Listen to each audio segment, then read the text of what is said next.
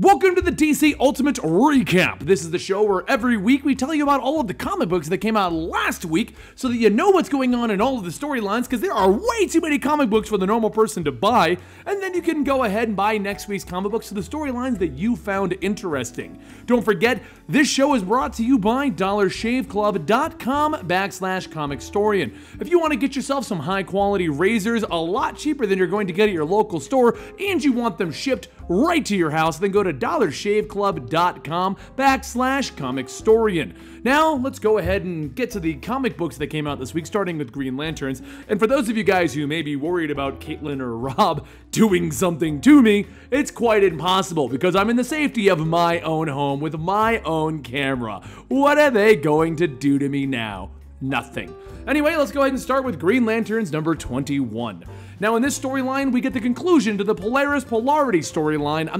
I never remember what that guy's named, but he's the guy with the magnetic powers, just like Magneto, but he's not nearly as cool. In the storyline, he was trying to save his brother by doing some kind of weird stuff. Ultimately, I kind of lost interest as to what he was doing, but in the end, he fought against the Green Lanterns, and his brother ended up dying due to complications in the hospital anyway. He then had another voice talking to him and basically convincing him that it was all because of the Green Lanterns that his brother died, and because of that, he wants to get his revenge on them. But we're gonna have to wait for that because Jon Stewart is asking the question that I think every person who's been reading the Green Lanterns has been asking. What are Simon Baz and Jessica Cruz doing with their own personal guardian? Because Raimi is currently hanging out on Earth and he hasn't gone over back to Mogo to talk to the leader of the Green Lantern Corps. And why not? Well, we know the truth that he's actually Voltham, but that's not what Simon and Jessica know. They want the other guy, the leader, Jon Stewart, he wants to know what is going on. It's revealed that Molly is a higher being who has existed within all timelines from the beginning, trying to rid the worlds of all their heroes in order to avoid the arrival of him. Upon her defeat, the infinite timelines vanish and solidify, Superman having destroyed the timeless machines outright with a powerful blast of red energy. But this destruction of the timeless means that they have unknowingly ushered in a destructive unknown force that cannot be stopped. Hey guys, that's Sea Monster here. As you can see, I'm walking through New York City. So since Benny has fired me, I have actually moved. I am looking for new work. I am trying to still live my dreams, praying and hoping that I don't wind up destitute, alone, and homeless on the street, enjoying the sights, sounds, smells, tiny apartment spaces of New York. It's definitely different, but you know, a girl's gotta do what a girl's gotta do to survive, so wish me luck, you guys. Meanwhile, over in Trinity number 8, we have the aftermath of Superman Reborn. If you're unaware of what happened to Superman Reborn, that was the storyline in which Superman New 52 and Superman from the pre-crisis, pre-Flashpoint, wherever he was from, merged together to become one Superman, except that this Superman is now having dreams of the New 52 Superman and himself fighting. He brings these dreams as a concern to Batman and Wonder Woman, and Batman raises the interesting question, does nature or nurture create the person? Because what they discover is that there is potentially an individual who is altering Superman's timeline, changing elements of his past, and he's not quite sure what's going on. So Superman asks so Batman wonders if you can turn Superman into a villain by changing his past. And it's a very big question because Superman has become a weapon of mass destruction in various other comics like Red Sun, Injustice, and things like that. So we really don't want to see an evil Superman in the main timeline, and we need to deal with that, and that's what they're trying to figure out right now. The problem is they also decide that maybe they shouldn't tell the rest of the Justice League this situation, because if they know, they might ask the wrong questions and cause arguments between all of the members of the Justice League. So in typical Justice League fashion, the Trinity has decided to keep this information to themselves. You know it's not gonna end well. You know the rest of them are gonna find out, but you gotta read Trinity to know what's going on. In the aftermath of Superman Reborn, we face off against Clark's most sinister diabolical foe yet, the Milkman?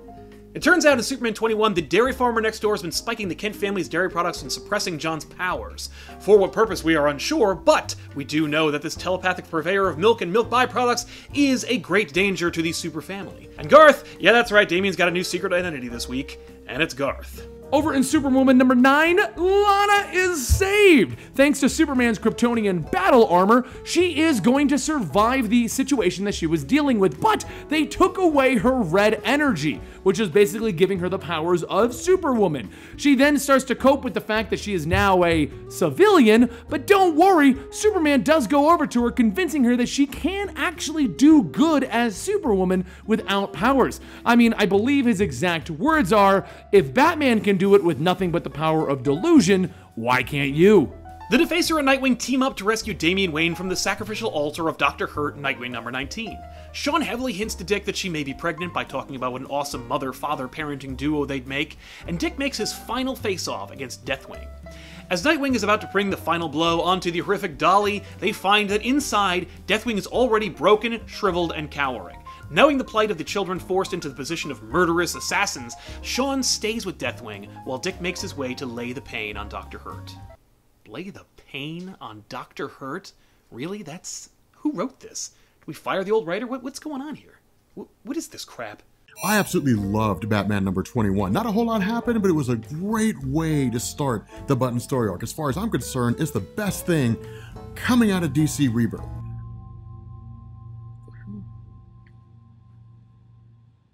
Ugh. You guys feel a little bit of fear there? Don't worry.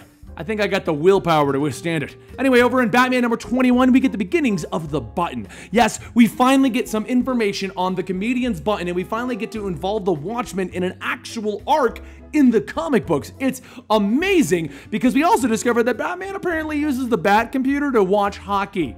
Yeah, he watches hockey in his spare time. He's apparently a hockey fan. But anyway, he's playing with the Button while watching this hockey game, and he throws it down next to Psycho Pirate's mask. A spark of whatever goes off, almost like it's a flash from Flashpoint. Okay, seriously, who wrote this? When did we get a crappy writer? Anyway, he discovers that it's Thomas Wayne from Flashpoint. Yeah, that's right. Thomas Wayne from Flashpoint shows up, but as Batman reaches out to his father, Eobard Thawne shows up, telling Batman that he was revived from his death in Flashpoint, an event from like 6 years ago, to figure out what's going on with the Button. They have an epic and crazy duel, which involves the Reverse Flash getting his hands on Thomas Wayne's letter to Batman and tearing it up in front of Batman before getting his hands on the Button, and then he disappears in a flash, and he comes back Flash fried. Yeah, he's completely like nuked, claiming that he saw God, and that's when Barry Allen shows up to a beaten and bloody Batman, and he sees a destroyed and like eradicated Reverse Flash.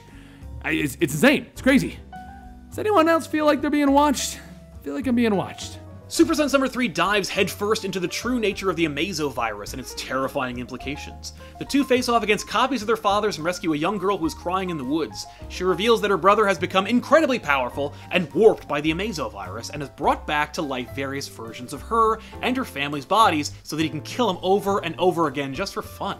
The two attempt to rescue her, but they're trapped by clones of themselves created by Amazo. The girl holds off the clones and pleads for Robin and Superboy to save the real her and her real family, still trapped. Alright guys, and that concludes all of the core issues that had really important stuff happening and the ones that we were really focused on and read ourselves. But don't forget guys, there are plenty of other comic books that came out this week, so we have our honorable mentions where we tell you exactly what happened in each one of these comics. I do apologize if some of these are shorter than normal, since we fired our regular writer, you know, Caitlin. We apparently got a really crappy writer, and I'm trying to figure out what's going on with that. So let's go ahead and move forward. Over in Aquaman, H2O.0 Part 3 is happening, where Aquaman and Mera learn that the strange water they've been sent to investigate is in fact a gateway to an alien world that is the source of Arthur's recent troubles. To make things even worse, his teammates back on the main area, whatever that they call that thing at this point, lose touch with them, and they assume that they need to destroy everything down at the bottom of the ocean. Like, how is that an answer to anything? Over in Batwoman number 2, we have The Many Arms of Death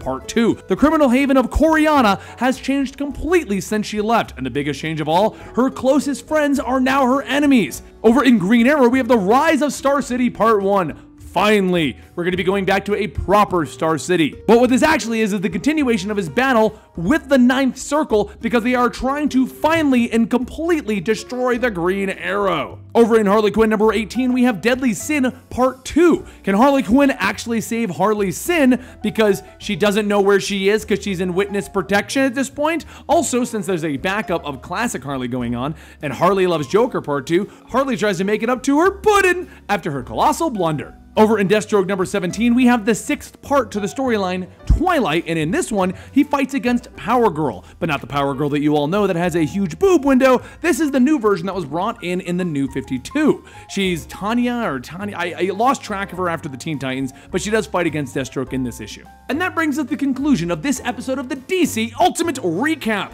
Don't forget, guys, if you enjoyed this show, let us know in the comments down below. Let us know which issues from DC this week were your favorites and what you thought of them. And also, if you want to support this show and our channel, check out dollarshaveclub.com/Comicstorian to get yourself some high quality and cheap razors, because that's how you get them cheap. You get high quality razors for cheap. You get a whole box of stuff to help you shave. Anyway, it's awesome.